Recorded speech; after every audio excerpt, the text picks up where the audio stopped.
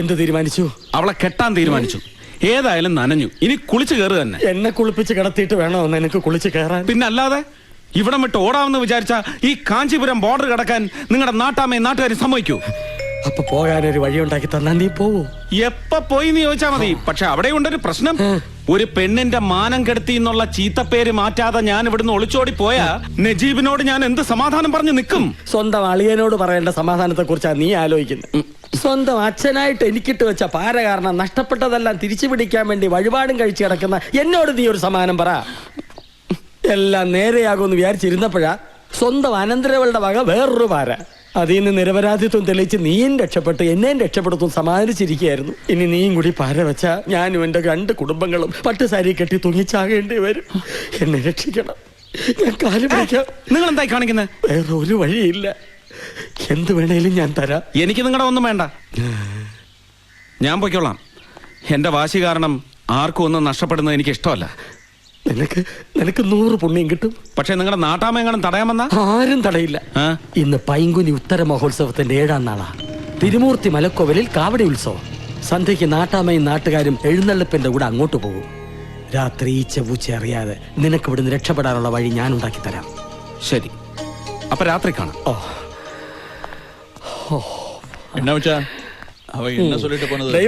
நம்ம രക്ഷപ്പെട്ടാச்சு. எப்படி நான் அவசானம் ஒரு நம்பர் போட்டேன். இன்னைக்கு ராத்திரி அவன் இந்த ஊரே விட்டுடுவேன். அவனோட தங்கச்சியும் மச்சானும் இங்க இருக்கிறதால அவன் திரும்பி வந்தா வரமாட்டேன். மச்சானும் கீரியும் பாம்பு மாதிரி. இந்த விஷயம் ரகசியமா இருக்கணும், யாருக்கும் தெரியக்கூடாது. உன் தங்கச்சி காமாட்சி கிட்ட கூட சொல்லக்கூடாது. ப்ராமிஸ்? ப்ராமிஸ்.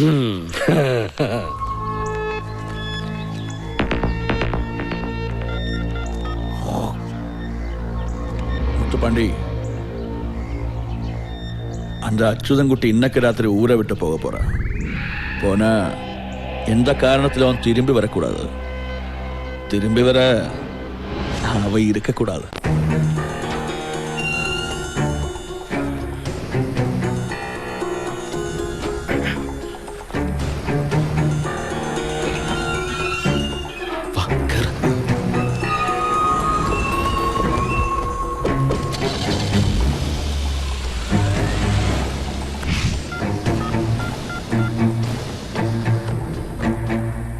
முத்துப்பாண்டி,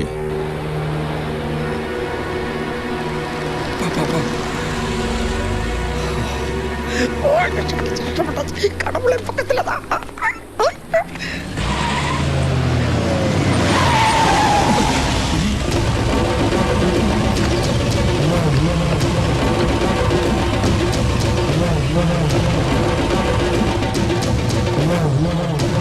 വേണ്ട അച്ചൂട്ടാ, ഇറങ്ങണ്ട.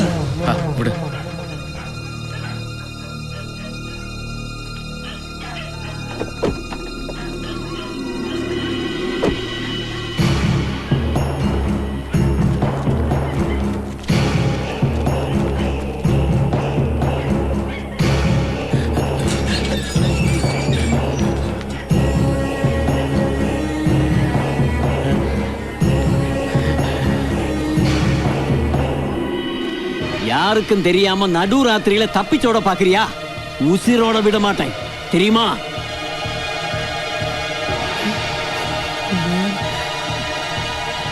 இந்த நாட்டாம யாருன்னு நினைச்சேன்? எனக்கு தெரியாம இந்த ஊரை விட்டு ஒரு பூச்சி கூட நகர முடியாது, தெரியுமா? வெட்டி புதைச்சிருவேன். ஐயோ, அவரை ஒண்ணும் செய்யாதீங்க ஐயா. கல்யாணத்துக்கு அம்மாவையும் தங்கச்சியும் கூட்டுக்கிட்டு வரேன்னு என்னோட சொல்லிட்டு தான் ஊருக்கு புறப்பட்டது.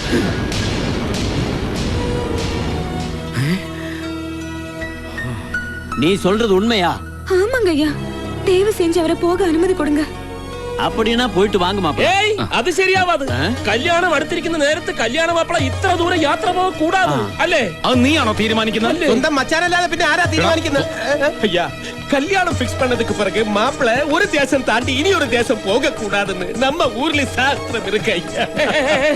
എന്തെങ്കിലും സംഭവിച്ചാ ഈ പെണ്ണിന്റെ ഗതി എന്താവും നാട്ടാമേ? നജീബ്, അച്ഛൻകുട്ടി, അമ്മയും പെങ്ങളെ വിളിക്കാൻ എന്തിനാ അങ്ങോട്ട് വന്നത്? ഒന്ന് ഫോൺ ചെയ്ത് പറഞ്ഞാ പോലെ. ഇത്രയും ദൂരം ഒറ്റയ്ക്ക് വരാൻ അവർക്ക് അറിയത്തില്ല. ഐഡിയ, എന്റെ പണിക്കാര് വരുന്നുണ്ട് നാട്ടാമേ, അവരോടൊപ്പം കയറി വരാൻ ഞാൻ ഫോൺ ചെയ്ത് പറയാം. നിന്റെ പണിക്കാരുടെ കൂടി ഇങ്ങോട്ട് വരുത്തണോ അതോ നേരിട്ട് ചെന്ന് വിളിച്ചോണ്ട് വരണോന്ന് ഞാൻ തീരുമാനിച്ചോളാം. അമ്മയും പെങ്ങളുവേ എന്റേതാ, നിന്റേതല്ല. உங்க மச்சான் சொல்றது நியாயம்தான். இந்த சமயத்துல நீ போக கூடாது. அம்மாவும் தங்கச்சியும் உங்க மச்சானோட வேலைக்காரங்க கூட வர சொல்லி போன் செஞ்சா போதும். இப்ப திரும்பி போங்க. போய் கல்யாணத்துக்காக வேண்டிய வேலையை பாருங்க. ஏறுங்கடா வண்டியில. ഡാ, നാട്ടാമേ വരുത്തിയത് നീയാണോ? വേണ്ട, ജയിച്ചു എന്ന് കരുതണ്ട. കളി തുടങ്ങിയിട്ടേ ഉള്ളൂ.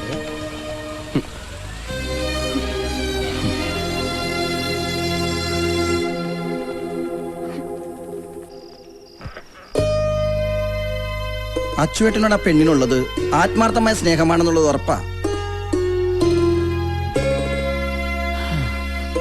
അതുകൊണ്ട് അവൾ ആ സമയത്ത് അങ്ങനെ വന്ന് പറഞ്ഞത്.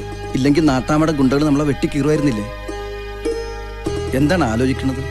അല്ല, മുതലിയാരുടെ ഒത്താശയോടെയാണ് നമ്മൾ ഇവിടെ നിന്ന് ഇത്രയും രഹസ്യമായി രക്ഷപ്പെടാൻ ശ്രമിച്ചത്. ഈ വിവരം നജീബ് എങ്ങനെ അറിഞ്ഞു?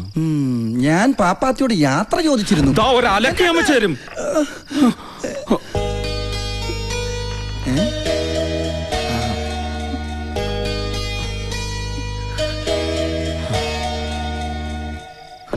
നീ വിചാരിച്ചതുപോലെ എല്ലാം നടന്നില്ലേ? ഇനി ഈ പാതിരേക്ക് എന്തിനുള്ള പുറപ്പാടാ? മാപ്പ് പറയാൻ വന്നതാ. അറിഞ്ഞോ അറിയാതെയോ ഒരിഷ്ടം തോന്നിപ്പോയി.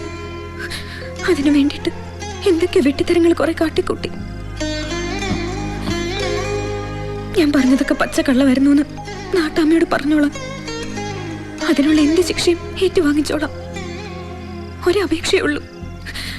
ഞാൻ കാരണം ആതിരയോടും നജീബിക്കയോടും പക തോന്നരുത്. ഇനി ശല്യപ്പെടുത്താൻ വരില്ല.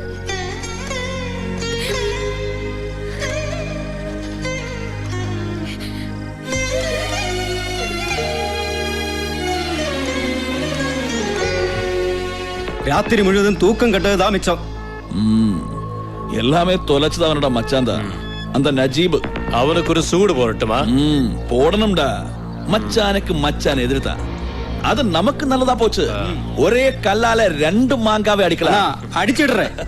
ஆனா இதுக்கு பின்னால நான் இருக்கேன்னு வெளியில யாருக்குமே தெரியக்கூடாது. Okay okay. ஓகே.